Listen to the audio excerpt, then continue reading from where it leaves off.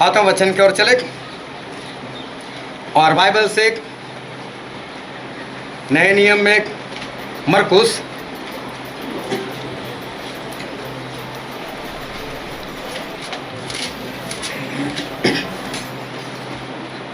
नए नियम में मरकुस उसका 11वां अध्याय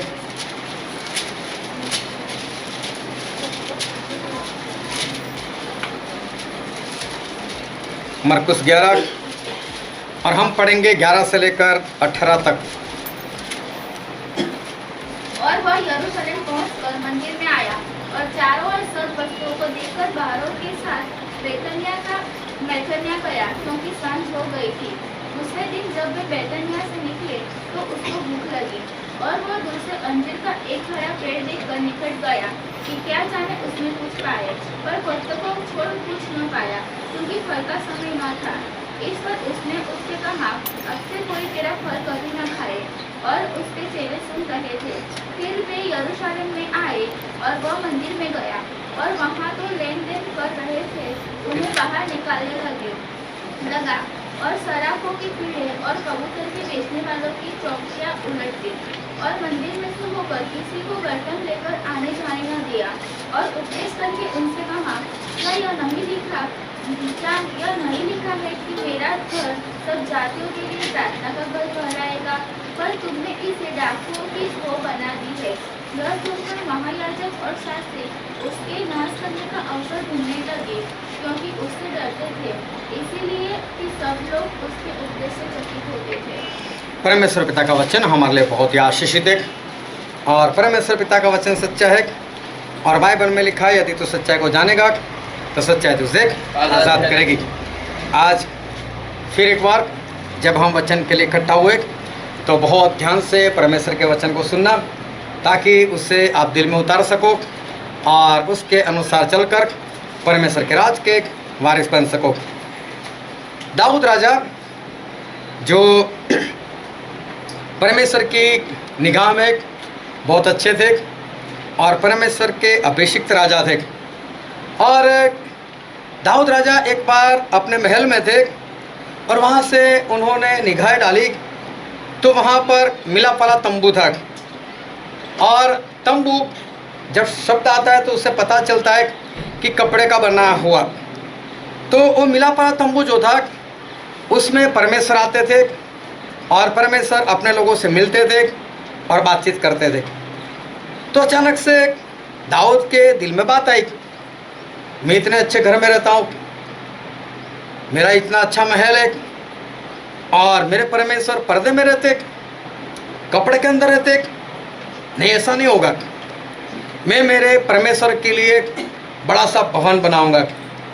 और उनको भवन बनाने की मर्जी हुई तो उन्होंने नाथान भविष्यवक्ता को बुलाया और उससे कहा कि नाथान, मैं परमेश्वर के लिए एक भवन बनाना चाहता हूँ, क्योंकि मैं अच्छे भवन में रहता हूँ और देख परमेश्वर तो कपड़ों में रहते, पर्दे में रहते, तो मैं उनके लिए भवन बनाना चाहता हूँ। और नाथान जो भविष्यवक्ता थे बहुत खुश हो गए, बोले दाऊद ऐसा ही कर, परमेश्वर तेरे साथ है। लेकिन तब परमेश्वर की आवाज़ नाथान भविष्यवक्ता के पास आई, तो तू कौन होता है उसको हाँ बोलने वाला?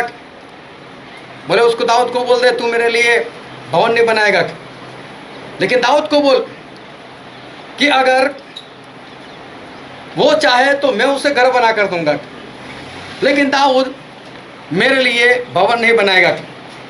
और उसका कारण है उसने बहुत लड़ाई लड़ी है, बहुत खून बहाया है और इसलिए दाऊद मेरे लिए भवन नहीं बनाएगा। लेकिन दाऊद की अंश सुलेमान, वो मेरे लिए भवन बनाएगा और उस भवन के अंदर मेरा नाम जो है वो हमेशा के लिए रहेगा। तो परमेश्वर ने बोल दिया कि दाऊद नहीं, लेकिन सुलेमान वो भवन बनाएंगे। फिर परमेश्वर जो भवन बनवाना चाहते थे उसका नक्शा लेकर आए और उन्होंने दाऊद को दिया कि दाऊद देख, जो सुलेमान भवन बनाएगा उसका नक्शा ऐसा है। और फिर उस नक्शे के अनुसार सुलेमान ने परमेश्वर का भवन जो था वो बनाया। जो भवन बनाया उसमें बाहर एक आंगन था। आंगन के बाद जो दरवाज़ा होता था वहाँ पर पर्दा लगाया जाता था, और उस पर्दे के अंदर जाओ तो वहाँ पर पवित्र स्थान बोला जाता था। उसके अंदर एक और कमरा था, वहाँ पर भी पर्दा लगाया जाता था, और अंदर वाले कमरे को परम पवित्र स्थान ऐसा कहा जाता था। जो पहला वाला कमरा था, जो पवित्र स्थान था, वहाँ पर जो प्रधान याजक होता था वो वहाँ पर जाकर अपने लिए और जो आंगन में खड़े होते थे उनके लिए, उनके प्रायश्चित के लिए बलि चढ़ाते थे, और उसका लहू लेकर वो परम पवित्र स्थान में जाते थे। और परम पवित्र स्थान में जाकर वहाँ पर वाचा का संदूक रखा जाता था। और वाचा का संदूक मतलब परमेश्वर ने इज़राइल लोगों से जो वाचा की थी उसका संदूक। उस संदूक के अंदर जो मूसा के पास जो 10 आज्ञाएं आई थी, जो 2 बड़े बड़े पत्थर के ऊपर आगे पीछे लिखी हुई थी, वो 2 पत्थर उसमें रखे हुए थे। साथ में परमेश्वर जो आसमान से इनके लिए मन्ना बरसाते थे, उस मन्ना का एक कटोरा भरा हुआ था। और तीसरी बात वहाँ पर ये थी कि हारून जो प्रधान याजक बने थे सबसे पहले, उनकी लाठी जिनको फूल और फल आए थे। तो ये 3 चीज़ें वहाँ पर रखी गई थी। और उस वाचा के संदूक के ऊपर एक आसन और बनाकर रखा गया था, जिसके ऊपर 2 करूब थे। दोनों के मुंह एक दूसरे के सामने होते थे, दोनों की पंखें फैली हुई थी, और दोनों की पंखें किनारे से एक दूसरे से मिलती हुई थी। और उस दया के आसन के ऊपर, उस कृपा के आसन के ऊपर इनकी परछाई पड़ती थी। और जब प्रधान याजक वहाँ पर जाते थे तो परमेश्वर 2 करूब के बीच में आते थे, और वहाँ से प्रधान याजक के साथ जो भी बातचीत करनी होती थी वो बातचीत वो करते थे। इस तरह से ये मंदिर जो है, ये परमेश्वर का जो भवन है वो बनाया गया था। लेकिन उस परम पवित्र स्थान में सिर्फ प्रधान याजक जो थे वो ही जा सकते थे, और कोई वहाँ पर नहीं जा सकता था। और ये जो प्रधान याजक था उसके खास तरह के कपड़े होते थे, जो परमेश्वर ने उनको बोला था कि याजक को इसी तरह के कपड़े पहनने हैं। हम उसमें डिटेल में नहीं जाते, लेकिन याजक का जो कपड़ा था उसमें ये जो कंधा आता है वहाँ पर एक पट्टी लगाई जाती थी। उसको कंधे की पट्टी या स्कंध पट्टी ऐसा उसको बोला जाता था। वहाँ पर सोने का एक चौकटा बनाया जाता था, इस जगह पर सोने का एक चौकटा, और फिर चौकटे के अंदर एक बहुमूल्यवान पत्थर जो था वो उसके अंदर जड़ दिया जाता था। ऐसे दोनों कंधों में होता था।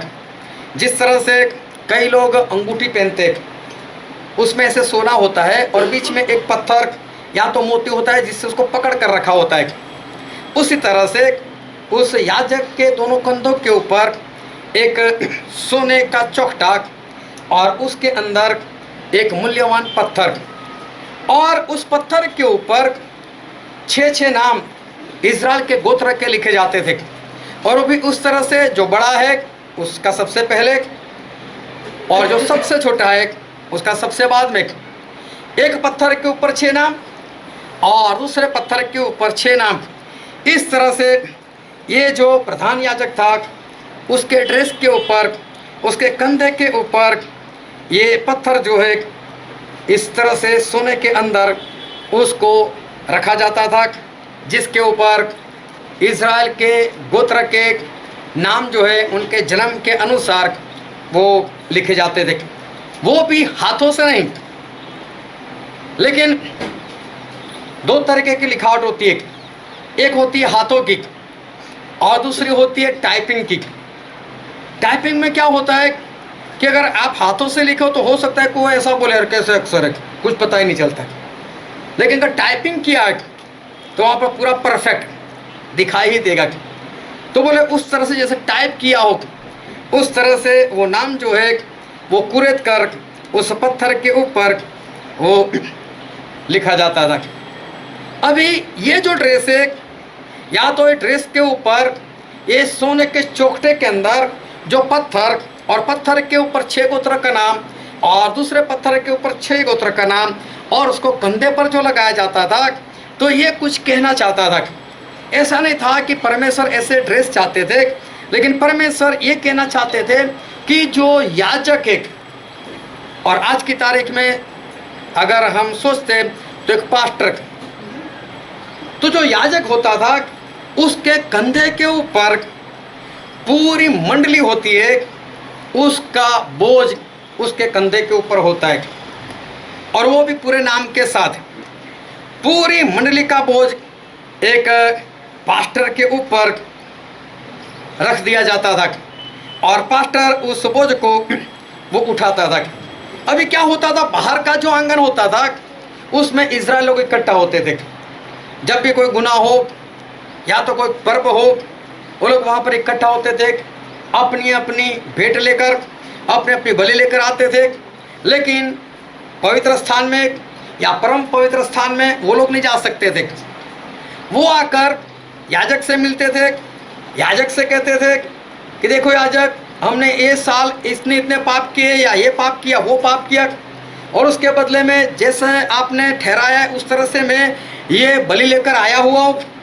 और याजक उसकी बलि लेकर वो पवित्र स्थान में जाकर उस बलि को काट कर उसका लहू प्रभु के पास, परमेश्वर के पास, उस परम पवित्र स्थान में लेकर जाता था, और वहाँ पर उसको छिड़कता था। और तब परमेश्वर वहाँ पर आते थे और याजक को बोलते थे कि हाँ, तेरे कहने से बाहर जो आंगन में खड़ा है उसका पाप जो है वो मैंने क्षमा कर दिया। और याजक जब वहाँ से बाहर आता था और जितने लोगों ने बलि दी थी वो सारे खुश हो जाते थे कि हमारे पापों की क्षमा मिल गई, याजक बाहर आ गया। क्योंकि याजक जो था, अगर वो ये विधि करते हुए कहीं पर उससे कुछ गलती हो जाती थी तो वो वहीं पर मर जाता था। और याजक का मर जाना, इसका दूसरा मतलब होता था कि बाहर आंगन में जितने लोग खड़े उनके पापों की क्षमा नहीं हुई। ये सारी बात जो है वो पुराने नियम की है, और पुराने नियम में ऐसा होता था। लेकिन बाइबल में जो 2 वाचाएं हैं, पुरानी वाचा और नई वाचा, इसको हमें बहुत अच्छे से समझना है। परमेश्वर ने इतने काम किए कि परमेश्वर का दास ऐसा कहता है कि अगर मैं सारे काम लिखूं तो बोले इस धरती के ऊपर पुस्तकों को रखने की जगह नहीं मिलेगी। तो परमेश्वर ने सारा डिलीट करते हुए हमें कुछ ही लिख कर दिया, और वो जितना दिया है वो हमारे लिए 100% है, ना 101, मतलब ना ज़्यादा है 1%, ना 99%, ना 1% कम है। और इसलिए अब जितना भी बाइबल में लिखा है उसको ना तो हम निकाल सकते, ना तो इसके अंदर कुछ बढ़ा सकते। हालेलुया। तो जो पुरानी वाचा में सारी बातें लिखी हुई थी, या पुराने नियम में आज तक जितना भी लिखा हुआ है, उसका कनेक्शन कहीं न कहीं नए नियम से है। और जिसका कनेक्शन नए नियम से है, ऐसी ही बातें परमेश्वर ने पुराने नियम में लिखी हुई है। जो याजक था वो बोझ लेकर, पूरी मंडली का बोझ लेकर वो परम पवित्र स्थान में जाता था। वहाँ पर परमेश्वर की उपस्थिति में प्रार्थना करता था, और परमेश्वर से कहता, परमेश्वर इन लोगों को क्षमा करो, परमेश्वर इन लोगों को क्षमा करो, पूरे बोझ के साथ और पूरे प्रेम के साथ। और इसका कारण ये था कि अगर उसने बोझ से प्रार्थना नहीं की, या तो उसको जितनी भी विधियाँ दी है वो विधियाँ सही से नहीं करेगा, तो बाहर वाले को तो कुछ नहीं होने वाला, लेकिन याजक खुद मर जाएगा। इसलिए बाहर वालों के लिए, लेकिन याजक जो था वो सही रीति से पूरे बोझ के साथ उस परम पवित्र स्थान में वो काम करता था, पूरा बोझ लेकर। और आज ये बात जो है वो नए नियम में एक पास्टर को, एक याजक को लागू कर दी जाती है। पास्टर वो है, आज की तारीख में याजक वो है कि जो पूरी मंडली का बोझ अपने कंधों के ऊपर उठाए रहता है। और याजक उस बोझ को उठाते हुए जिस तरह से दोनों कंधों के ऊपर जो पत्थर थे और एक एक के गोत्र के नाम कुरेद कर जिसे टाइपिंग किया हो वैसे लिख दिया जाता था, मतलब बड़े प्रेम से, तो उसी तरह से एक याजक, एक पास्टर जो है वो पूरे बोझ के साथ आज के विश्वासी लोगों के लिए वो प्रार्थना वो करता रहता था। और परमेश्वर इस बात से हमें भी सिखाना चाहते कि प्रार्थना कैसे होनी चाहिए, एक बोझ के साथ। बोझ का मतलब ये नहीं है कि हमारे सर के ऊपर कुछ बोझ होना चाहिए, हमारे दिल के ऊपर कुछ बोझ होना चाहिए, हमारे कंधे के ऊपर कुछ बोझ होना चाहिए, ऐसा नहीं। बोझ का मतलब ये होता है कि हम जो प्रार्थना कर रहे हैं ऐसा होना ही चाहिए। जब हम कोई काम करते हैं हमारे खुद के लिए, हमारे घर के लिए, अगर आप बाजार में चलो एक कुर्सी खरीदने के लिए चले गए तो ऐसा सोचते हो चलो मेरे घर के लिए लेकर आने, कैसी भी लेकर आता हूँ। कैसे ढूंढते हम, कैसा कलर पसंद करते, उसको पूछते कोई गारंटी वारंटी है कि नहीं, पैसा कितना है, पूर्ण रीति से उसके साथ बातचीत करते हो पूरे बोझ के साथ। कोई ऐसी वैसी कुर्सी नहीं आनी चाहिए और फिर हम उसको खरीद कर लेकर आते। वैसे ही जब हम प्रार्थना करते हैं तो हमें भी कैसी प्रार्थना करनी है, बोझ के साथ। वो आंगन में जितने भी लोग हैं, जितने लोगों की विनती हमारे पास आती है, उसके लिए हमें प्रार्थना जो करनी है वो कैसे करनी है, पूरे बोझ के साथ। और कब तक करनी है। एक बार पतरस जो थे वो जेल में चले गए, लेकिन बाइबल में लिखा है कि मंडली जो थी वो पतरस के लिए प्रार्थना कर रही थी और लगातार एक ही प्रार्थना, परमेश्वर पतरस को छुड़ाओ, परमेश्वर पतरस को छुड़ाओ, परमेश्वर पतरस को छुड़ाओ। और पतरस जेल के अंदर और मंडली वो तो प्रार्थना कर रही थी। दिन में पतरस को जेल में डाला हुआ था, दिन से प्रार्थना शुरू हो गई, रात हो गई लेकिन पतरस अभी छूटे नहीं थे। रात को भी प्रार्थना चल रही थी और पतरस को छुड़ाने के लिए परमेश्वर ने एक स्वर्गदूत को भेजा। स्वर्गदूत आया, पतरस को छुड़ाया। पतरस को तो ऐसा है कि मैं कोई विजन देख रहा हूँ, दर्शन देख रहा हूँ। उनको तो ऐसा है कि मैं तो अभी जेल में ही पड़ा हूँ। उनको ऐसा ही लगा कि विजन है, ये तो कुछ दर्शन है। और चलते चलते जब शहर में आ गए और शहर का दरवाजा भी खुल गया और वो दूत, स्वर्गदूत जब अदृश्य हो गया, तब ये पतरस की आंखें खुली, अरे मैं तो सही में आज़ाद हो गया। तो उनको मालूम था कि घर की कलीसिया भी कहाँ पर बैठी होगी और वो वहाँ पर चले गए। और वहाँ पर चले गए और दरवाज़ा खड़काया तो अंदर तो अभी भी लोग प्रार्थना कर रहे थे, परमेश्वर पतरस को छुड़ाओ, परमेश्वर पतरस को छुड़ाओ। और पतरस छूट भी चुके थे और छुटकर उनके पास पहुंच गए।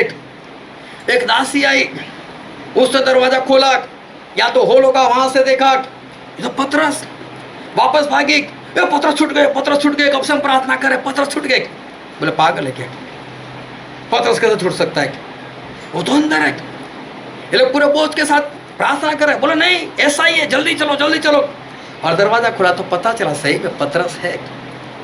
कब तक प्रार्थना चली, जब तक उसका रिजल्ट जो है वो नहीं आया तब तक प्रार्थना जो है वो प्रार्थना चलती रही। हालेलुया। ये प्रधान याजक के कपड़े के ऊपर, दोनों कंधों के ऊपर जो उस चौकटे के अंदर, सोने के चौकटे के अंदर जो पत्थर है, वो ये दर्शाता है कि हमारे अंदर बोझ होना चाहिए।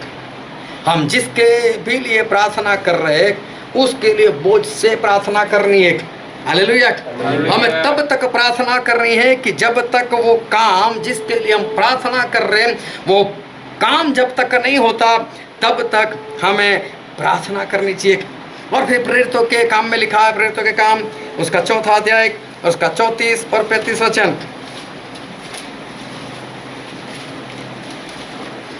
और उनमें कोई भी दरिद्र न था, क्योंकि जिनके पास भूमि या घर थे वे उनको बेचकर किसी बेची हुई वस्तुओं का दाम लाते और उसे प्रेरितों के पांवों पर रखते थे। और जैसे जैसी आवश्यकता होती थी उसके अनुसार हर एक को बांट दिया करते थे। हालेलुया। अब एक वचन को बहुत ध्यान से समझ रखें। वो ये पहली कलीसिया की बात है, शुरुआत की कलीसिया की बात है। वो लोग क्या करते थे, तो बोलो उनके पास जो भी खेत होता था, घर होता था, जमीन होती थी, सब कुछ बेच देते थे और उसका कैश नगद वो लेकर जो प्रेरित लोग होते थे उनके पैरों में आकर सब कुछ रख देते थे। ये नहीं देखते थे 1 लाख है, 10 लाख है, 1 करोड़ है, 10 करोड़ है, जितना भी मिला 100% वहीं पर। और फिर प्रेरित लोग क्या करते थे, जिनको जितनी जरूरत होती थी उनको बांट देते थे। वह हो सकता है इधर से कोई लेकर आए और प्रेरित इधर बांट दे, उसके हाथ में कुछ भी ना जाए, ऐसा भी हो सकता था। जिनको जरूरत होती थी, और बाइबल में ऐसा लिखा है, हम फिर से पढ़ते हैं 34 वचन, फिर से पढ़ो। और उनमें कोई भी दरिद्री न था। उनमें कोई भी दरिद्री, कोई भी गरीब नहीं था। क्यों? क्योंकि प्रेरित लोग जो थे वो देखते रहते थे, उनको अपनी कलीसिया के ऊपर जो निगाहें थी उनसे उनको पता था किसको कितनी जरूरत होती है। और इसलिए जब वो लोग प्रार्थना करने के लिए बैठते होंगे तो प्रेयर रिक्वेस्ट रखते होंगे कि हमको इतने पैसे की जरूरत है, या तो हमें इतने इतने काम निपटाने हैं, या तो हमारे बीच में इतने इतने लोग गरीब है, इनकी समस्या इतनी है, इनकी जरूरत है इतनी है। और लोग क्या करते थे, प्रार्थना करते थे और बाद में उनके पास जो भी होता था वो बेच देते थे। जरूरत है, प्रेरितों को जरूरत है, और वहाँ पर जाकर वो लोग रख देते थे। और वो लोग क्या करते थे, जो जो जरूरत होती थी, जिसे जिसे जरूरत होती थी, उससे उसी रीति से वो लोग बांट देते थे। Hallelujah, hallelujah. इसे कहते हैं प्रार्थना। जब वो लोग देखते हैं कि हम जिस बात के लिए प्रार्थना कर रहे और जिस बात के लिए प्रार्थना कर रहे उसमें हमारा क्या योगदान होना चाहिए, जो हम प्रार्थना कर रहे, जो विनती हमें मिली है, क्या हम प्रार्थना करते हुए सिर्फ शब्द बोलकर सुबह में उठकर या रात को उठकर अपने घर चले जाए, या फिर हम ये देखें कि जो जिस बात के लिए हम प्रार्थना कर रहे उसमें है भी क्या, उसके अंदर जरूरत है भी क्या, उसके अंदर मैं कुछ कर सकता हूँ कि नहीं, मैं कितना कर सकता हूँ। बस ऐसे नहीं शब्द बोल बोल कर ये लोग चले जाते थे, लेकिन देखते थे कि कितनी जरूरत है और कोई किसी को नहीं पूछता था। उनके अंदर पवित्र आत्मा काम करते थे, वो चले जाते थे और जो भी उनके पास होता था वो बेचकर पैसे लाकर कुछ भी नहीं बोलते थे, प्रेरित को दे देते थे। मैंने दिया, अब आपको जो भी करना है वो आप करो, आप पूर्ण रीति से आज़ाद हो। इस तरह से ये लोग जो है वो प्रार्थना करते थे और प्रार्थना का उत्तर लेने के लिए इसी तरह से ये लोग काम करते थे। इनके खुद को ज़रूरत है या नहीं है वो बात की बात है, लेकिन जिनके पास जो होता था उस तरह से ये लोग काम करते थे। अभी बहुत ध्यान से आज के वचन जो है उसको समझना, और परमेश्वर आज हमसे क्या बात करने के लिए जा रहे उसको भी बहुत ध्यान से समझ लेना, क्योंकि इन दिनों में हमारे परमेश्वर हमें एक संपूर्णता की ओर लेकर जा रहे और हमें संपूर्ण बनना है, क्योंकि प्रभु यीशु जो है वो बहुत ही जल्द आने वाले। आजकल क्या होता है, प्रार्थना तो होती है, प्रार्थना तो करते हैं, पढ़ते भी है, क्या चाहिए कितनी ज़रूरत है वो भी तो मालूम है, लेकिन मुझे कौन सी ज़रूरत है, होगी जिसको ज़रूरत होगी उसको होगी, प्रार्थना कर देते, लेकिन मेरी ज़रूरत नहीं है। इसलिए दूसरों की परवाह जो है वो दूसरों की परवाह वो नहीं करते। आज कई लोग ऐसे हैं कि जिनके नाम आज किसी भी चर्च में नहीं है, उनके नाम किसी भी चर्च में नहीं है। अगर चर्च में नाम नहीं, कल उठकर उनके घर में एक ऐसी दुर्घटना होती है, दुर्घटना भी हम नहीं बोल सकते, मौत तो सभी को आनी ही आनी। अगर उनके घर में कोई मर गया या खुद मर गए, उनका नाम कहीं पर नहीं है, उनको दफन कहाँ करेंगे? तो उसके लिए ज़रूरत तो है, उसके लिए जगह तो चाहिए, जगह चाहिए तो उसके लिए कुछ पैसे भी चाहिए, ढूंढनी भी तो पड़ेगी, कुछ करना भी तो पड़ेगा। लेकिन मेरा नाम तो है ना चर्च में, मुझे कोई फिक्र नहीं है, लेकिन जिसका नाम नहीं है उसका क्या? हमारे बीच में एक पिछले हफ्ते से नारायण भाई हमारे साथ जुड़े थे, उनका भी नाम कहीं पर भी नहीं है, ऐसे कई लोग हैं जिनके नाम किसी के भी चर्च में नहीं है। ऐसे कई लोग जो है वो जुड़ना चाहते हैं, लेकिन यही देखते हैं कि हमारा भविष्य होगा क्या। कई चर्च जो है वो किसी का नाम, ऐसे लोगों का नाम अपने चर्च में रखना भी नहीं चाहते। उनको डर लगता है, हमें क्या मालूम ये मसीह को मानता होगा या नहीं मानता होगा, कहीं हमको फंसाने के चक्कर में तो नहीं आया।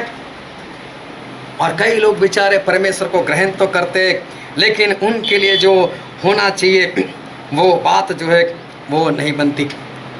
आज हमारे बीच में एक मणि आंटी है, राम जी अंकल है, उनका भी नाम कुछ इसी तरह से है।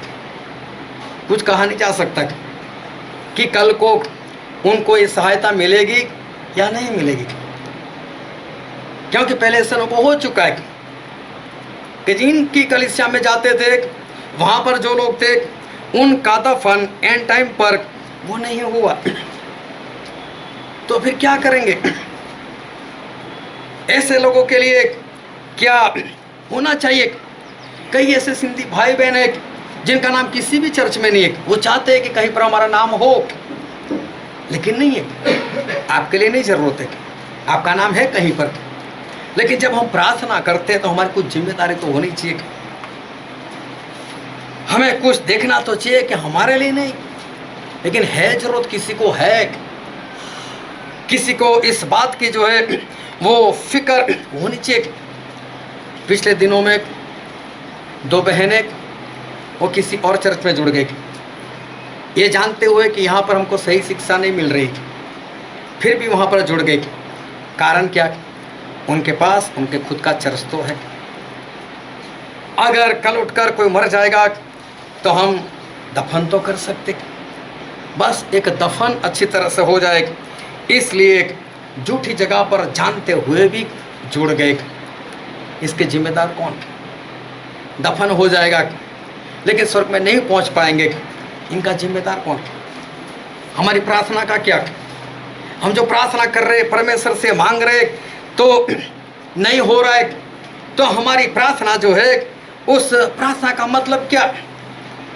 कब तक हमने प्रार्थना की, कब तक हमें प्रार्थना करनी चाहिए, और प्रार्थना के साथ साथ हमें और क्या करना चाहिए।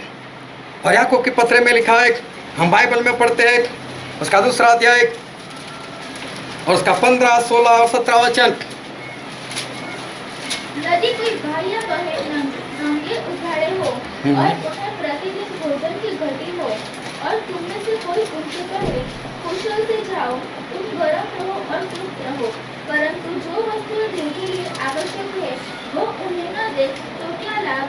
वैसे ही विश्वास भी यदि कर्म सहित न हो तो अपने स्वभाव में मरा हुआ है। विश्वास भी कर्म ना हो तो कैसा है, मुर्दा है।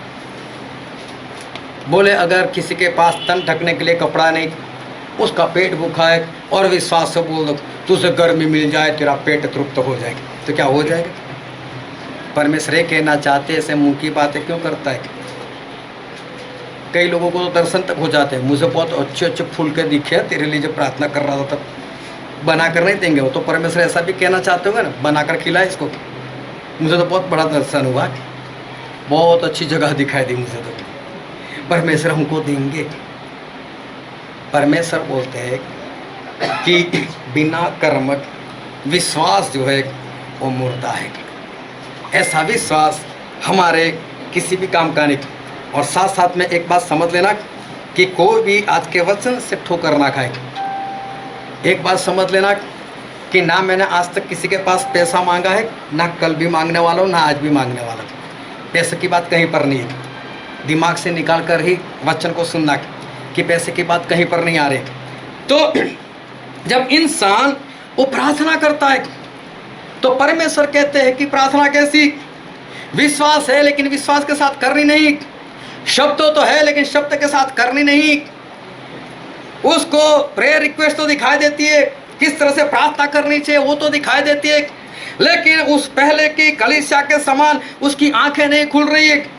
वो लोग तो देखते थे कि हाँ मेरे प्रेरित को इतनी ज़रूरत है, मेरे कलीसिया में इतनी ज़रूरत है, मेरे कलीसिया में कुछ गरीब लोग हैं, तो क्या करना चाहिए? डायरेक्ट बड़े नहीं बनते थे, डायरेक्ट वहाँ पर जाकर लोग प्रेरित के पास आकर रखते थे, आपको जो करना है करो, हम कहीं पर भी बीच में नहीं। और कभी भी प्रेरित जो थे उनको ये लोग पूछते नहीं थे। एक बार तो मूसा ने कहा, हम बाइबल में पढ़ते निर्गमन का पुस्तक उसका 35वां अध्याय उसका 4 और 5 वचन। फिर मूसा ने इस्राएलियों की सारी मंडली से कहा, जिस बात की आज्ञा यहोवा ने दी है वह यह है। मूसा ऐसा कहते हैं कि परमेश्वर ने मुझे जो आज्ञा दी है वो ये है, तुम्हारे पास से यहोवा के लिए भेंट ली जाए। तुम्हारे पास से यहोवा के लिए भेंट ली जाए। क्या परमेश्वर को जरूरत है किसी भेंट की? क्या परमेश्वर को कुछ चाहिए? बोले तुम्हारे पास से भेंट ली जाए। फिर अर्थात जितने अपनी इच्छा से देना चाहे वे यहोवा की भेंट करके ये वस्तुएं ले आए। हाँ, मूसा कहते हैं कि अपनी इच्छा से, अपनी मर्जी से, किसी के साथ कोई जबरदस्ती नहीं, कि परमेश्वर ने मुझसे बुलाए तो सभी को बोल दे कि भेंट जो है वो लेकर परमेश्वर के लिए भेंट लेकर मेरे पास आए। और फिर क्या हुआ? उसका 36वां अध्याय और उसका 3 से लेकर 6 वचन पढ़ो तो।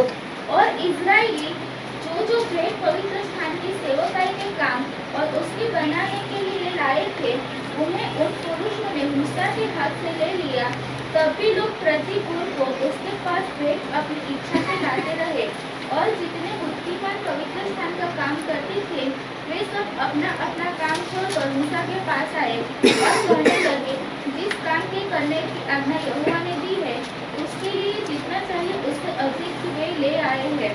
तब मूसा ने सारी छावनी में इस आज्ञा का प्रचार करवाया कि क्या पुरुष क्या स्त्री कोई पवित्र स्थान के लिए और भेंट न लाए। इस प्रकार लोग और भेंट लाने से रोके गए। हालेलुया। अभी देखो मूसा ने कहा कि मुझे परमेश्वर ने ऐसा कहा है कि कुछ भेंट लेकर आने, मिला पड़ा तंबू बनाना है, बर्तन बनाना है, ये करना है, वो करना है। तो बोले लेकर आओ, परमेश्वर ने मुझसे बोला है। और मूसा ने देखा ही नहीं, मूसा ने देखा ही नहीं कौन लाता है, कितना लाता है, कहाँ पर लाता है, किस तरह से लाता है। लेकिन जैसे ही मूसा ने कहा सभी लोग लेकर आए। कौन लेकर आए? इजराइल के लोग। और ध्यान समझ तक इजराइल के लोग लेकर आए। क्या लोग कमाई करते थे? ये तो गुलाम थे बरसों से, तो इनके पास आया कहाँ से? देखो जो घर में बरसों से पड़ा था, या तो मिस्री लोग से मांग कर लेकर आए थे, सोना चांदी जो भी था, लेकिन इनकी तो कमाई कुछ भी नहीं थी। ये तो रास्ते में थे और आने वाले 40 साल तक और भी कमाई नहीं होने वाली थी। फिर भी उनके पास उनके तंबू में जो कुछ पड़ा था उठा कर लेकर आए, उठा कर लेकर आए। हो सकता है पति उठा कर लेकर जाता हो और जहाँ पर काम चलता हो वहाँ पर जाकर देख कर आए। वापस आए और उसकी पत्नी बोले, अरे और भी बाकी है हमारे पास, ले जाओ ना। अच्छा और भी, लाओ और भी मैं लेकर जाता हूँ। इतने लोग लेकर जाने लगे कि जितना काम था उससे ज़्यादा आ गया। तो उन लोगों ने क्या बोला मूसा को? मूसा लोग ज़्यादा लेकर आ रहे, काम तो हमारा पूरा हो गया, ये लोग तो अभी भी लेकर आ रहे। मूसा ने क्या बोला? बंद करो। और तब जाकर बंद हो गए। इनको इतना मालूम था हमारे परमेश्वर के लिए करना है, हमारे परमेश्वर के मिलाप वाले तंबू के लिए करना है, मूसा के लिए करना नहीं। मैं कौन सा जाने वाला मिलाप वाले तंबू में? वो तो मूसा जाने वाला, मूसा जाने, हमें क्या देना है? नहीं। ये लोग एक मन एक चित्त के थे और इसलिए ये सभी लोग जो है वो जितना उनके पास था उससे भी ज़्यादा ये लोग लेकर आए। ये है बोझ से काम, बोझ से प्रार्थना। इससे कहते हैं कि इंसान जो है वो बोझ से प्रार्थना करता है। फिर ये जो याजक जो परम पवित्र स्थान में जाता था, उस याजक के सीने के ऊपर भी कुछ पहनने के लिए परमेश्वर ने बोला था और उसको बाइबल में लिखा है सीने बंद। वो भी ऐसा होता था कि उसमें 12 पत्थर लगे होते थे, सारे पत्थर मूल्यवान, और 12 चौखटे सोने के बनाए जाते थे। उनमें 12 अलग अलग पत्थर, 3-3 की 4 लाइन उसके छाती के ऊपर। और फिर उनमें सभी गोत्र के नाम, पहले पत्थर में पहले गोत्र का नाम, फिर दूसरे गोत्र का नाम, इसी तरह से वो सारे गोत्र के नाम वहाँ पर लिख दिए जाते थे। ये भी उसी तरह से, जिस तरह से टाइपिंग किया हो उस तरह से हाथों से लिखा हुआ नहीं, स्पष्ट हम पढ़ सके ऐसा। हालेलुया। तो ध्यान से सभी लोग अपना मन जो है, अपना ध्यान जो है इधर बनाए रखे, ताकि शत्रु शैतान जो आपको भरमाना चाहता है, आपका ध्यान भटकाना चाहता है, उसे आप समझ सको। लेकिन ध्यान जो है पूरा यहाँ पर बनाए रखो। ये सीना जो होता है उसके अंदर दिल होता है, और जब सीने की बात आती है तब प्रेम की बात आती है, जब कंधे की बात आती है तब बोझ की बात आती है। प्रार्थना ये लोग बोझ से करते थे। और दूसरी बात यहाँ पर यह है कि प्रेम, प्रार्थना बोझ के साथ तो सही, लेकिन साथ साथ में प्रेम से प्रार्थना होनी चाहिए। और प्रेरितों के काम में लिखा है उसका 4वां अध्याय और उसका 32 वचन,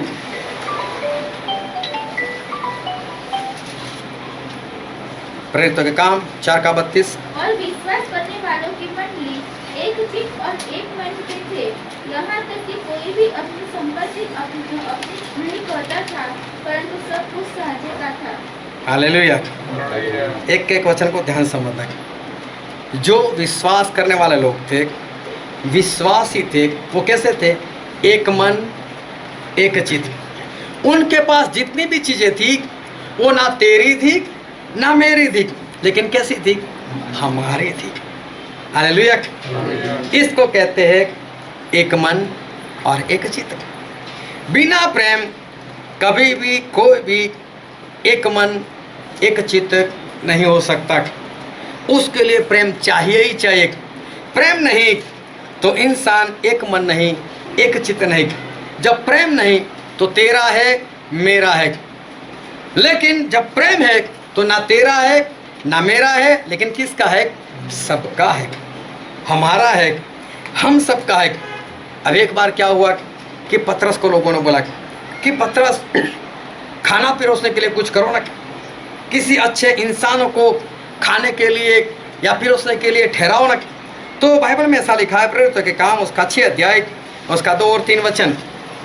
तब उन बारों ने चेलों की मंडली को अपने पास बुलाकर कहा, यह ठीक नहीं कि हम परमेश्वर का वचन सुनकर खिलाने पिलाने की सेवा में रहे। इसलिए हे भाइयों, अपने में से 7 सुनम पुरुषों को जो पवित्र आत्मा और बुद्धि से परिपूर्ण हो, चुन लो कि हम उन्हें इस काम पर ठहराएं। हाँ, पतरस ऐसा बोला खाना पिरोसने के लिए ऐसे 7 लोगों को लेकर आओ जो सबसे पहले तो पवित्र आत्मा से भरे हुए, और दूसरी बात ज्ञान से भरे हुए, परमेश्वर के ज्ञान से। जो परमेश्वर के ज्ञान से भरा हुआ है और जो पवित्र आत्मा से भरा हुआ है, उसको क्या काम दिया जाए? तो बोले खाना पिरोसने के लिए। हालेलुया। अगर आज ऐसा इंसान हो तो जिसके पास ज्ञान और पवित्र आत्मा, हाँ खाना मैं तो प्रचार करूँगा, मैं ये काम नहीं करूँगा, मैं तो स्टेज पर बैठूँगा, मैं ये काम जो है वो काम मैं नहीं करूँगा। अगर आज इंसान के पास अगर पवित्र आत्मा है, परमेश्वर का ज्ञान है, तो फिर वो खाना पिरोसने की सेवा जो है वो नहीं कर सकता।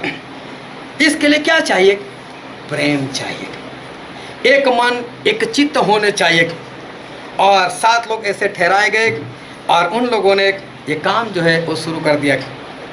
देखो, एक मन और एक चित्त का मतलब आज परमेश्वर हमको सिखा रहे कि एक मन और एक चित्त का मतलब क्या? ना तेरा ना मेरा, हमारा। हालेलुया। इसको कहते हैं एक मन एक चित्त।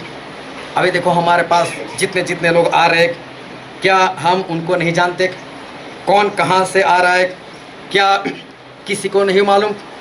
सभी को मालूम है कि कौन कहाँ पर रहता है और उसके पास क्या क्या सुविधाएं हैं और उसके पास क्या क्या सुविधाएं नहीं है। हमारे पास अंकल आंटी है, राम जी अंकल, मणि आंटी, ये दोनों हमेशा हर मीटिंग में आने के लिए रेडी है। सवाल क्या है, इनको लेकर कौन आएगा? उनके पास गाड़ी है नहीं, उनके बच्चों की है तो चला नहीं सकते, ये आना चाहते हैं, तो क्या बाकी के लोगों को नहीं मालूम? कितनी बार कई लोग इनको छोड़ने के लिए गए, कई बार इनको लोग बुलाने के लिए गए। हमारे बीच में रेखा आंटी उनका भी तो यही हाल है। वो तो आना चाहते हैं, हर मीटिंग में आना चाहते हैं, लेकिन किस तरह से, कैसे सेटिंग करें, कैसे आए, कैसे वापस जाए। तो क्या बाकी जितने लोगों के पास अपने अपने टू व्हीलर है, क्या वो एक मन एक चित्त होकर सामने से परिस्थिति देखकर क्या वो खुद नहीं बोल सकते, या बारी बारी से तय नहीं कर सकते? कुछ 5-6 लोग मिल नहीं जाते, देखो ये काम हम करेंगे, तू सोमवार को जाना, मैं संडे को जाऊंगा, तू शनिवार को जाना, मैं मंगलवार को जाऊंगा। लेकिन लोग आना चाहते, इनको वचन सुनना है, इनको प्रबोध लेना है, नहीं आ सकते। लेकिन हम एक मन, हम एक चित्त, हम प्रेम, तो फिर क्या करना चाहिए? करना चाहिए। हालेलुया। कितने अच्छे से हम लोग बैठे हुए, लेकिन सभी को मालूम है फ्रिज पहले कहाँ था? ये फ्रिज पहले यहाँ पर रखा होता है।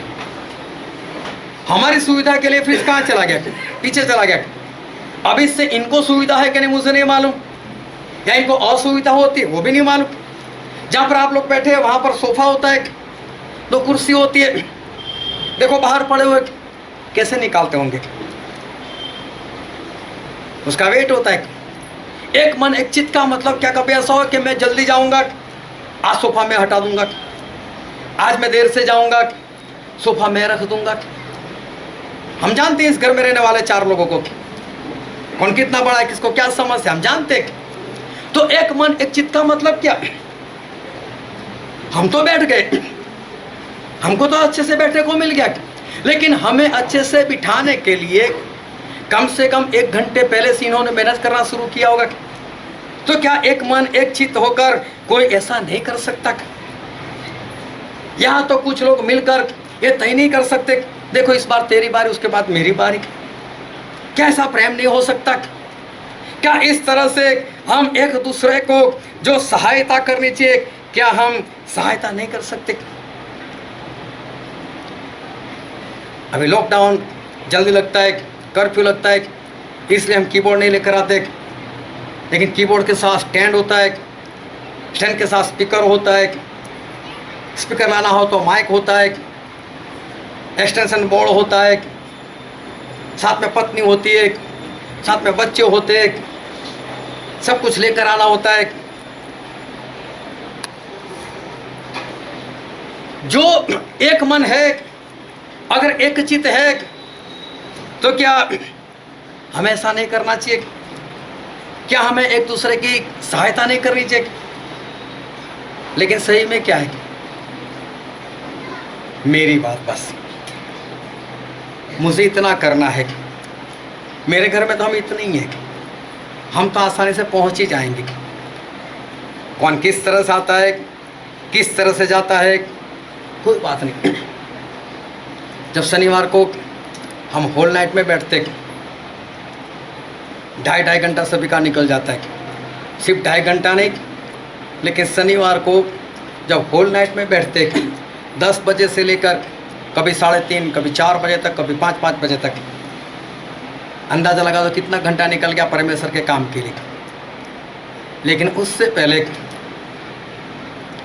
उस विनती को लैपटॉप निकाल कर लिख दिया जाता है। लोगों को बोलना पड़ता है कि भाई साहब अगर आपकी कोई विनती है तो हमें भेजना,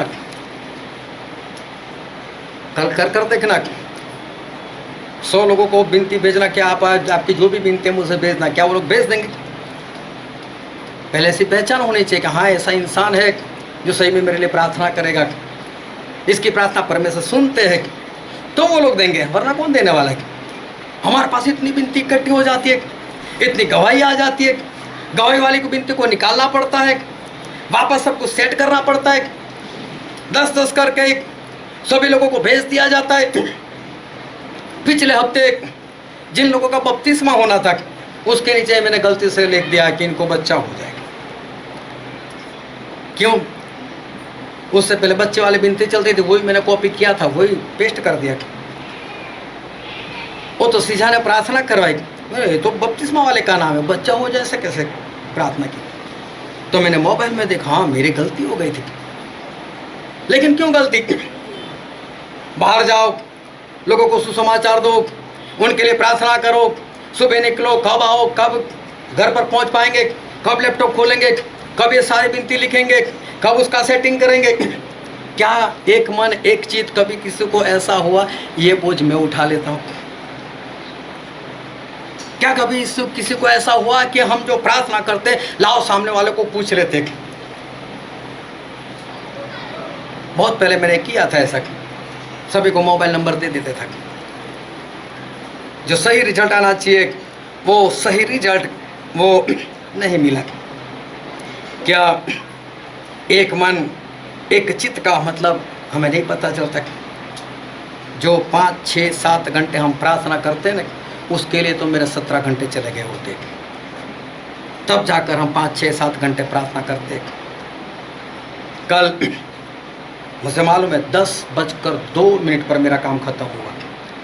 10 बजे प्रार्थना शुरू करें, 10:02 पर प्रार्थना शुरू हुई।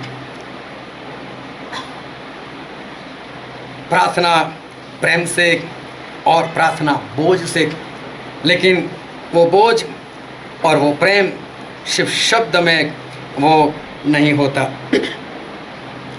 उसके लिए हमें कुछ करना पड़ता है। शुरुआत की कलीसिया वो कुछ करते थे। फिलिपुस उनकी ड्यूटी लग गई खाना परोसने में। क्यों? पवित्र आत्मा से भरे हुए थे। क्यों ड्यूटी लग गई? परमेश्वर के ज्ञान से भरे हुए थे। लेकिन शाऊल ने इतनी सतावट की कि सभी को भागना पड़ा। फिलिपुस भी भाग गए, सामरिया चले गए। और बाइबल में हम पढ़ते हैं प्रेरितों के काम उसका 8वां अध्याय और उसका 7 और 8 वचन। क्योंकि बहुतों में से अशुद्ध आत्माएं बड़े शब्द से चिल्लाती हुई निकल गई और बहुत से घोड़े से मारे हुए और लंगड़े भी अच्छे किए गए। हाँ। और उस नगर में बड़ा आनंद हुआ। हाँ, फिलिपुस वहाँ पर चले गए, बड़े बड़े चमत्कार हुए, भूत प्रेत निकले, उस तरह में आनंद हो गया। बहुत लोगों ने बपतिस्मा लिया। किसके जरिए? फिलिपुस के जरिए। फिलिपुस कौन? तो बोले खाना परोसने वाला। लेकिन वो सेवा उसने शांति से, आनंद से, प्रेम से, बोझ के साथ मुझसे बोला गया, मुझसे करना है, किया। तो देखो परमेश्वर को कहाँ तक पहुँचा कर लेकर गए। उसको प्रचारक बना दिया। एक खाना परोसने वाला प्रचारक बन गया और उसके जरिए पूरे शहर में आनंद जो है वो वहाँ पर छा गया। देखो परमेश्वर जो है वो कैसे काम करते। बपतिस्मा हुआ, चमत्कार हुआ, लेकिन इसकी शुरुआत कहाँ से हुई थी? खाना परोसने से। और अपनी सेवकाई में वो बने रहे तो परमेश्वर ने उनको कहाँ से कहाँ पहुँचा दिया। सिर्फ आराधना करना वही परमेश्वर की सेवा नहीं है, या सिर्फ वचन देना वो ही कोई परमेश्वर की सेवा नहीं है। या इसी को हम नहीं बोल सकते कि इस्तेमाल, परमेश्वर हमारा इस्तेमाल सिर्फ आराधना और सिर्फ वचन के अंदर ही नहीं करना चाहते। इस्तेमाल का बहुत सारा मतलब होता है। परमेश्वर के भवन के अंदर बहुत सारे काम होते हैं। और आगे जब पढ़ते हैं तो प्रेरितों के काम में लिखा है उसका 21वां अध्याय और उसका 8 और 9 वचन। दूसरे दिन हम कमाते पर कैसरिया में आए और फिलिपुस सुसमाचार प्रचारक के घर में जो सातों में से एक था जाकर उसके यहाँ रहे, जबकि 4 कुंवारी पुत्रियां थी जो भविष्यवाणी करती थी। हालेलुया। ये फिलिपुस की 4 बेटी हुई, चारों भविष्यवक्तन बनी। देखो कितनी आशीष मिली। आत्मा से, सच्चाई से, बोझ से और प्रेम से सेवा शुरू की। चाहे खाना परोसने की सेवा थी, तो देखो आज उनकी लड़कियां भी जो है वो भी तो भविष्यवाणी करने वाली बन गई। कितनी बड़ी बात है, कितनी बड़ी बात है। परमेश्वर उसको कहाँ से कहाँ पहुँचा दिया। और फिर पहले यूहन्ना में लिखा है, पहला यूहन्ना उसका 3 अध्याय उसका 18 वचन।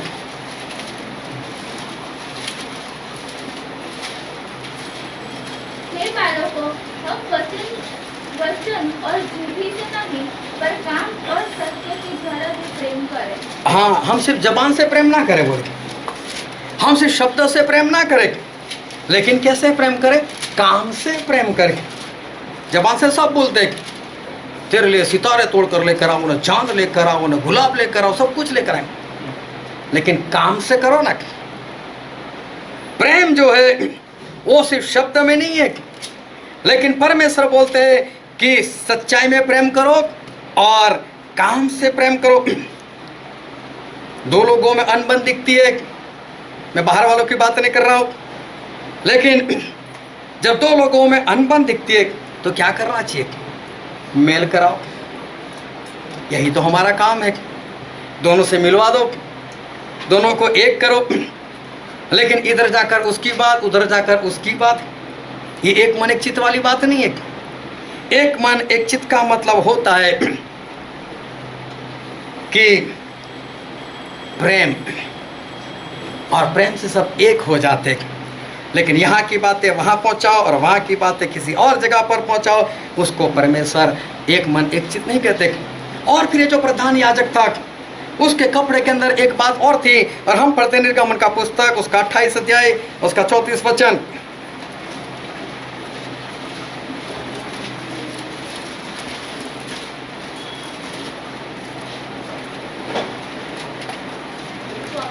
चौतीस 34।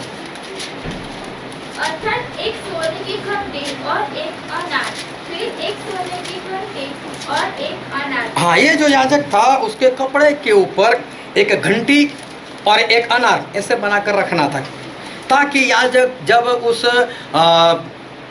परम पवित्र स्थान में चला जाए तो वो जो भी काम करे तो वो घंटी की आवाज़ बाहर सुनाई दे। जब तक घंटी की आवाज़, तब तक याजक जिंदा है, वो बाहर लोगों को पता चलता था। और घंटी जो है वो आत्मा और सच्चाई से परमेश्वर की आराधना दर्शाती है, और अनार जो है वो पवित्र आत्मा का फल जो है वो फल वो दर्शाता है। तो जो अनार और एक घंटी, ये जो बातें हैं वो तो आराधना और पवित्र आत्मा के फल जो है वो दर्शाता है। और याजक जब सेवकाई के लिए अंदर जाते थे तो चाहे उसको खड़े खड़े ऐसे ही काम करना होता था, ऐसे ही लहू छिड़कना होता था, लेकिन ऐसे ही खड़ा रहता ना तो घंटी की आवाज़ नहीं आएगी। और उस जमाने में जो बेल्ट पहना जाता है उसका दूसरा हिस्सा जो था वो आंगन में रहता था, क्योंकि अगर याजक से गलती हो गई, याजक मर गया, तो कोई भी अंदर दूसरा नहीं जा सकता उसकी डेड बॉडी निकालने के लिए। अंदर वही जाएगा जो दूसरा याजक आएगा, उसका अभिषेक होगा, वही जाएगा। और याजक का जब अभिषेक होता था तो वो मुर्दे को छू नहीं सकता था, इसलिए इसकी डेड बॉडी कोई नहीं निकाल पाता था। तो क्या करते थे, वो बाहर से ही उस पट्टे को पकड़कर उसको खींच लेते थे, उसकी डेड बॉडी को। अभी समझ लो कि याजक अंदर जाकर ऐसे ही खड़ा हो गया, ऐसे ऐसे लहू छिड़क रहा है। बाहर लोगों ने देखा घंटी की आवाज़ नहीं आ रही, कहीं मर तो नहीं गया, अभी वो जिंदा यहाँ पर काम कर रहा है। और समझो बाहर से किसी ने खींच लिया, वो तो वाचा का संदूक कैसे पकड़ लेगा, अभी वो यहाँ पर खींच रहा है, वो इधर खींच रहा है, तो क्या होगा, फिर भी गड़बड़ी हो जाएगी। तो याजक क्या करता था मालूम, कुछ भी काम करता ना ऐसे ऐसे हिलता ही रहता था ताकि घंटी की आवाज़ आती रहे। आराधना, याजक वो है कि जो लगातार परमेश्वर की आराधना उसके दिल में होती है, और वो सच्चाई से और आत्मा से होती है, और परमेश्वर ऐसे आराधना करने वाले को वो परमेश्वर ढूंढते। कभी भी देखना, यहाँ पर आकर, चाहे हम लोग बहुत कम है, लेकिन यहाँ पर आ गया कि आराधना कभी करवा कर देखना, इतनी आसान बात नहीं है। चाहे कहीं पर भी, चाहे 10 लोगों में, लेकिन आराधना करवाना इतनी बड़ी बात नहीं है। जब आराधना करवाने के लिए इंसान खड़ा होता है, जब आराधना करवाते, कई बार ऐसा होता है उसे नहीं याद रहता कि आगे गाना बहुत ऊंचाई के जा रहा है, ऊंचाई के ऊपर है, और गा रहे, और तुरंत एक मन एक चित्त। अगर लाइन वो भूल गया, दिखाई नहीं दिया उसको, पता ही नहीं इसको, एक मन एक चित्त इसको नहीं बोलते। दूसरा तुरंत उसकी सहायता करेगा, तुरंत वहां से उठा लेगा, तेरे से गलती लेकिन मैं हूं ना, डर मत, हम एक है। इसको कहते हैं एक मन और एक चित्त। हालेलुया। परम पवित्र स्थान में परमेश्वर आते थे, और परमेश्वर आते थे, याजक से बातचीत करते थे, और फिर लोगों को क्षमा दी जाती थी। लेकिन लोगों की क्षमा के लिए उस याजक के ऊपर कितना टेंशन रहता था।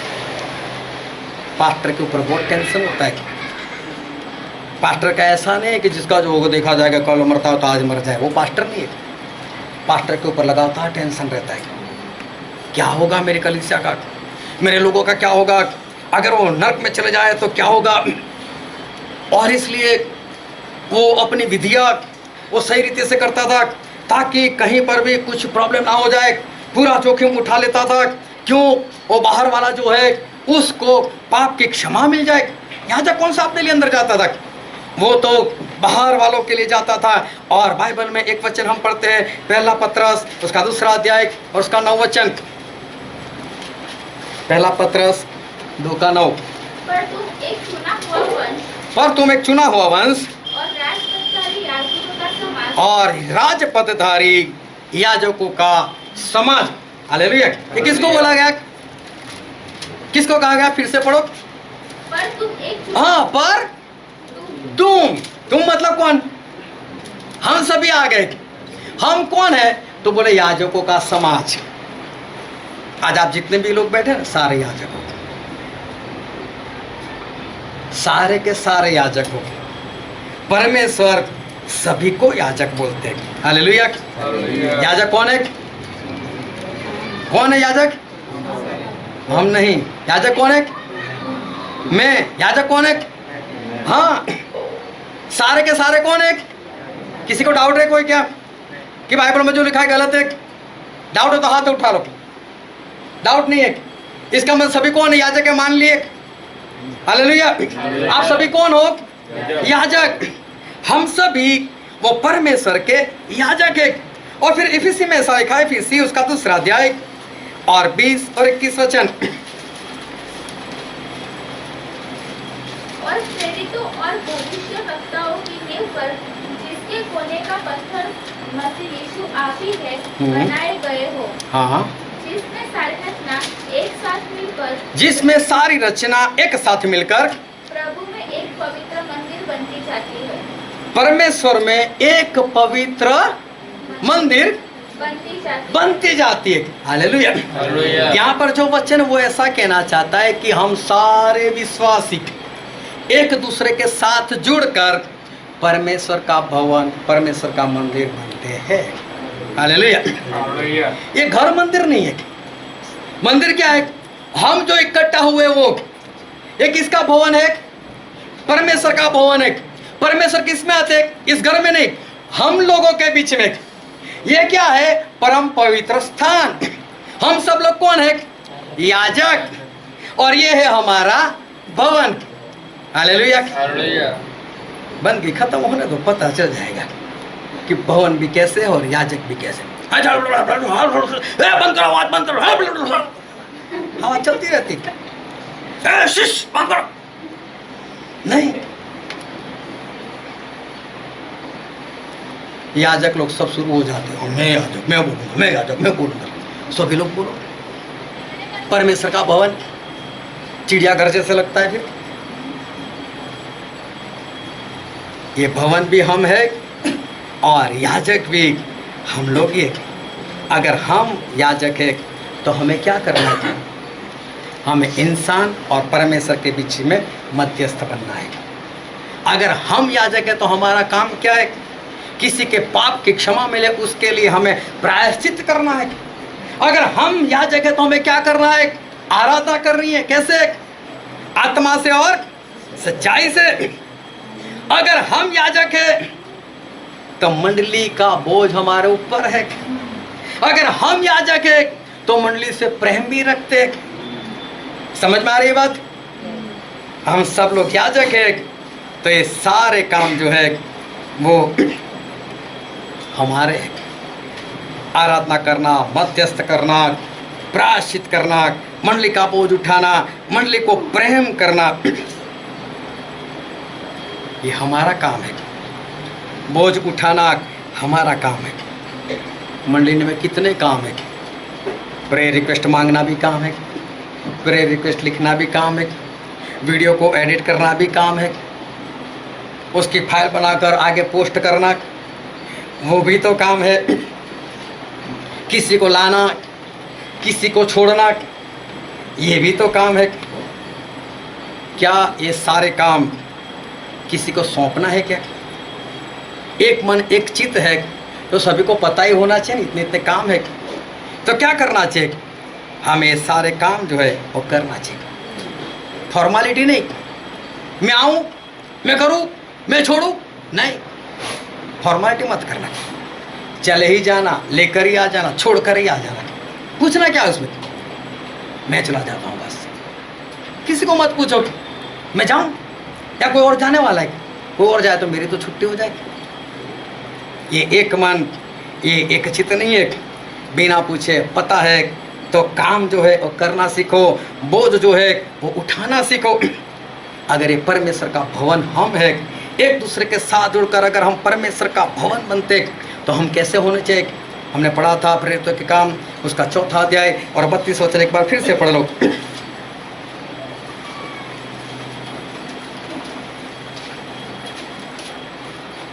प्रेरितों के काम 4 अध्याय 32 वचन। और विश्वास करने वालों की मंडली एक चित्त और एक मन के थे।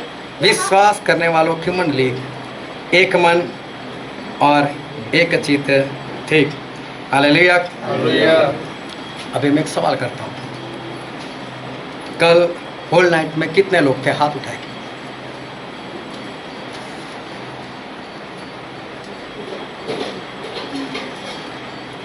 अभी क्या हम ये कह सकते सभी एक मन है? क्या हम कह सकते हैं कि हम सारा परमेश्वर का भवन है? क्या इसको कहा जाएगा एक मन?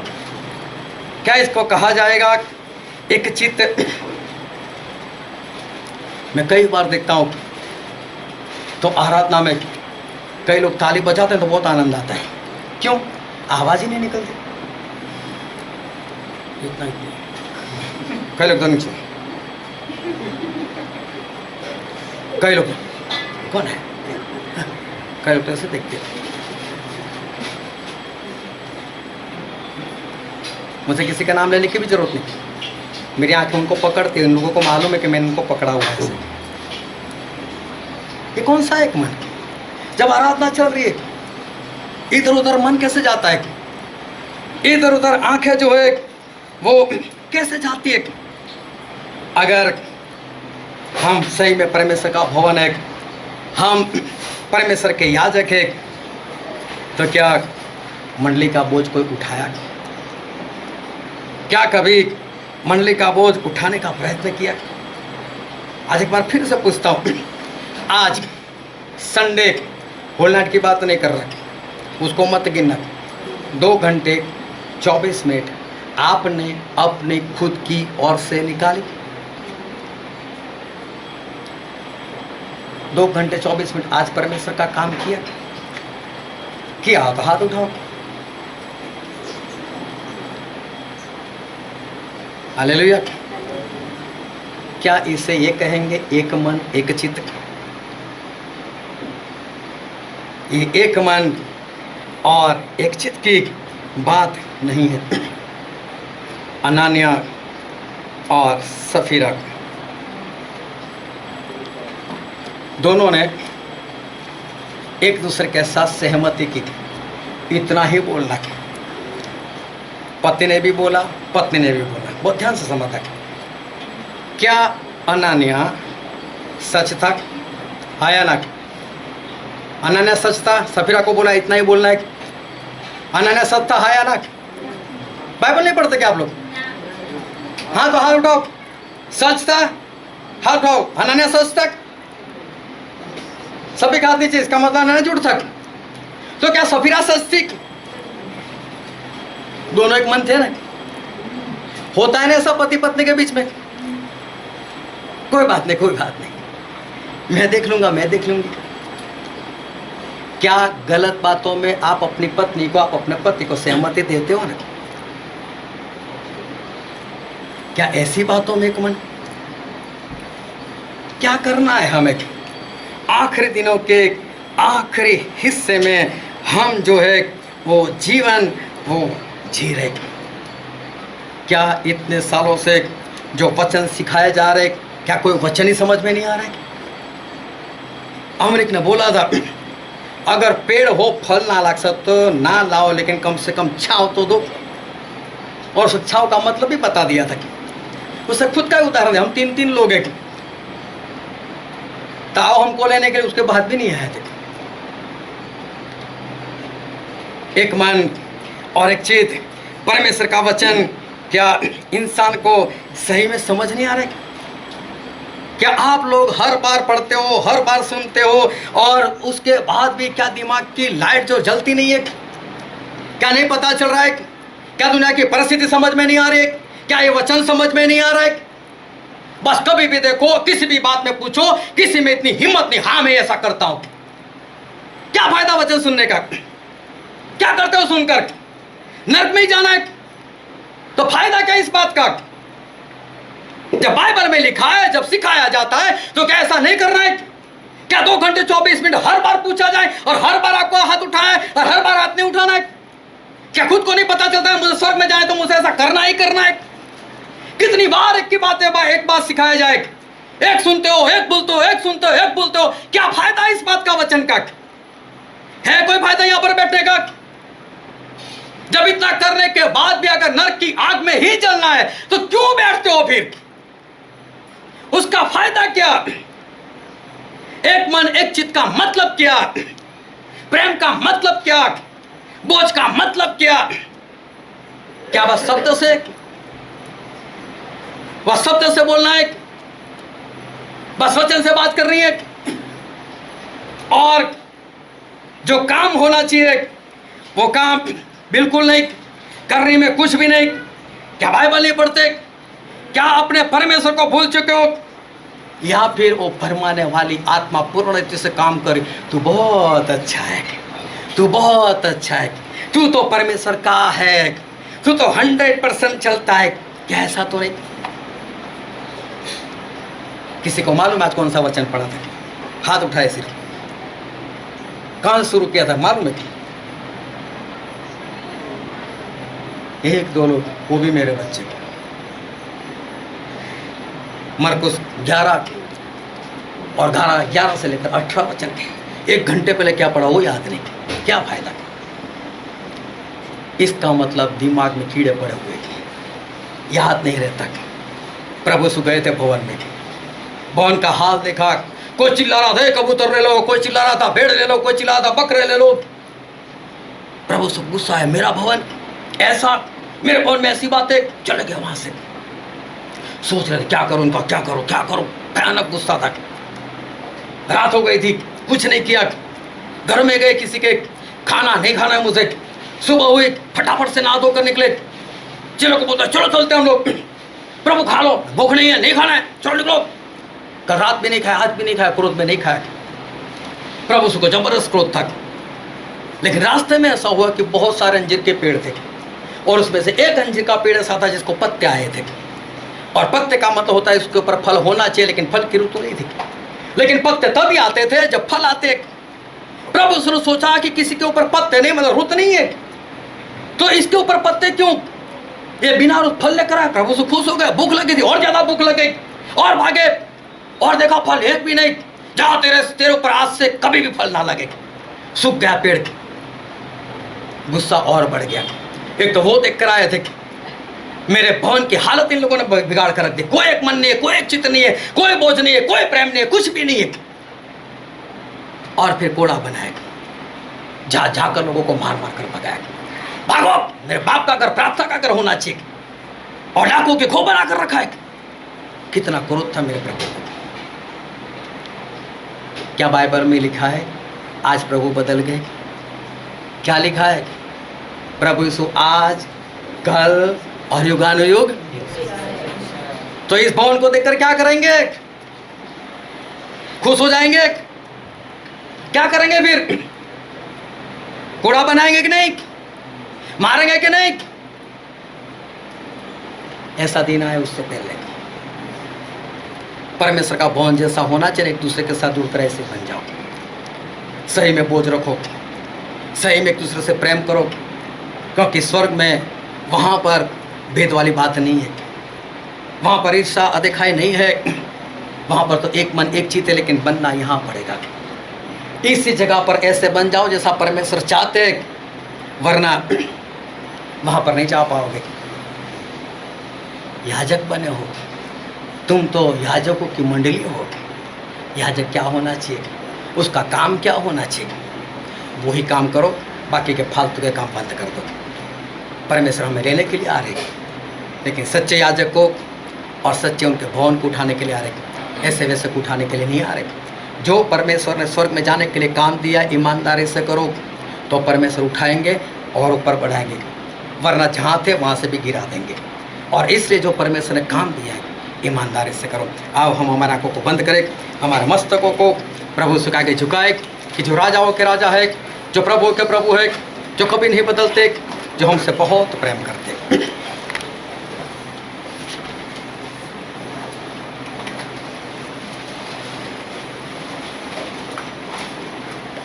मेरे प्रिय, ये वक्त है कि हम अपने आप को जांचें, हम अपने आप को परखें कि मैं कहाँ पर हूँ।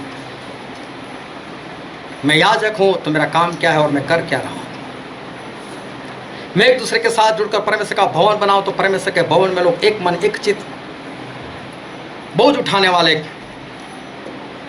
प्रेम करने वाले लोग होते हैं। क्या मैं परमेश्वर के भवन में हूँ या नहीं?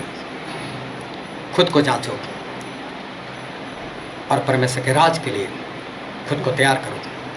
ये वचन समझने के लिए, ग्रहण करने के लिए, उसके अनुसार चलने के लिए प्रभु यीशु की कृपा हम सभी पर होने पाए। परमेश्वर